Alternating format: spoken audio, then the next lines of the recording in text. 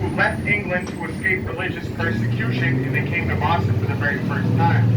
But by the mid-1800s, the state of Maine had a large Irish population due to the Irish potato famine going on in Ireland. But by 1920, the state of Maine became 90% Italian and still has that very same Italian charm today. Even though it's only about 30% Italian today, there's still 100 Italian restaurants and pastries. And I'll point it out once we cross over Hanover Street, just so you guys have the reference as to where it is and how far it is.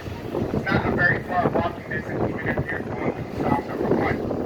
Now, the North End neighborhood was also once home to a very famous former resident, a man named Paul Revere. Paul Revere purchased a home in the North End in the year 1770.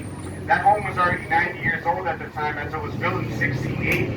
And it's still standing today, making it the oldest wooden structure in Boston that's still standing. And it's now on display as a museum on North Street in the North End, known as the Paul Revere House. The Paul Revere House was a two-bedroom home.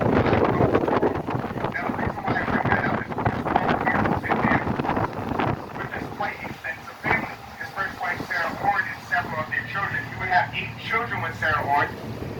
Shortly after the 8th child was born, though, Sarah Orne had passed away due to complications. But Paul Revere wasted no time, and 5 months later, he remarried another woman who actually, directly in front of us here at the set of lights is Hanover Street. And if you go left down Hanover Street, that's where all those Italian restaurants and pastry shops are located, at least the majority of them. Now, coming up here on the left, just up this next street here to the left, you're going to see the steeple of the Old North Church, and that is where a warning signal was placed upon request from Paul Revere. Everyone can see it. I'll slow it down so everyone can see it. Now, Paul Revere had requested and told his friend, 23-year-old church sexton Robert Newman, to place a warning signal on the steeple of the Old North Church in the form of 2 lanterns to be hung. And that warning signal was to warn everybody in Boston and the countryside that British soldiers were going to be on the march.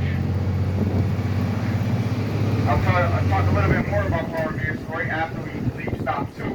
But to the left side of the trolley, we have the Cobb's Hill Burial Ground, the second oldest burial ground in Boston. And that's also where the resting place for that man who placed the warning signal on the steeple of the Old North Church rests. His name is Robert Newman. And coming right up after this set of lights will be stop number 2 for the Italian North End, the Paul Revere House, the Old North Church, and the Cobb's Hill Burial Ground.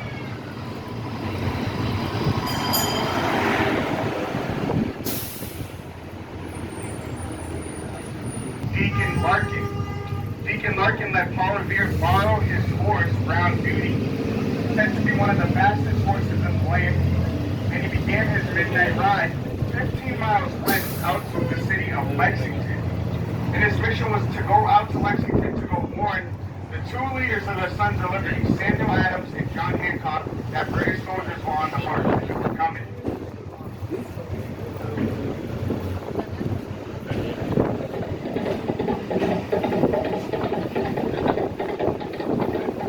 Here we go on our west ride. It almost feels like one as bumpy as this bridge. Now, Paul Revere was successful in getting out to Lexington and warning Samuel Adams and John Hancock were hiding up here. They then soon got out of town because if they were to be arrested by the British soldiers, they would surely be hung for treason. Nonetheless, they were warned and they took off from Lexington. The very next mission was then for Paul Revere to get out to British patrol, capture Paul Revere, but the other 2 men escaped. It was said that William Dawes got lost in the woods that night and fell off his horse.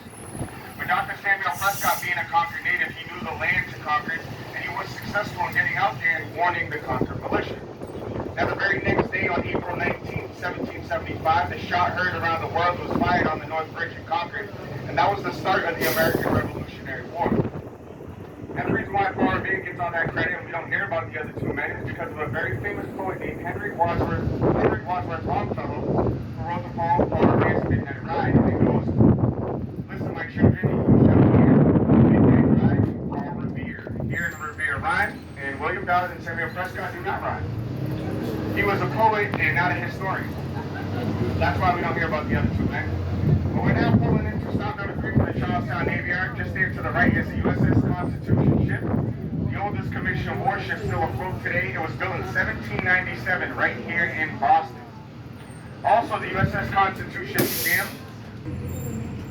And it is open for tour, by the way. For those of you who didn't get off now, you can board that ship and they'll give you a tour of the ship free of charge.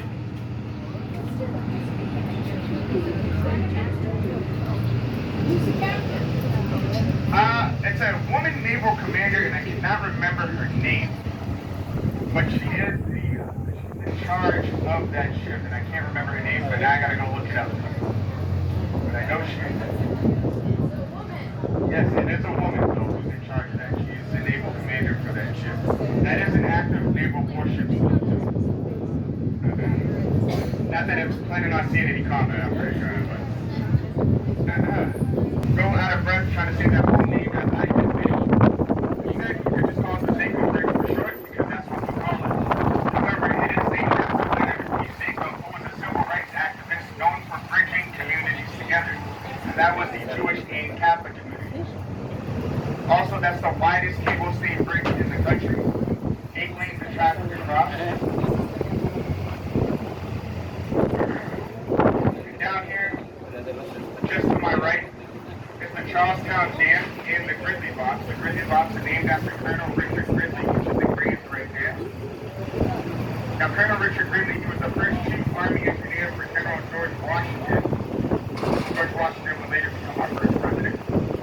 But the Grizzly Box, they have two functions. One, to let boats pass between Boston Harbor into the Charles River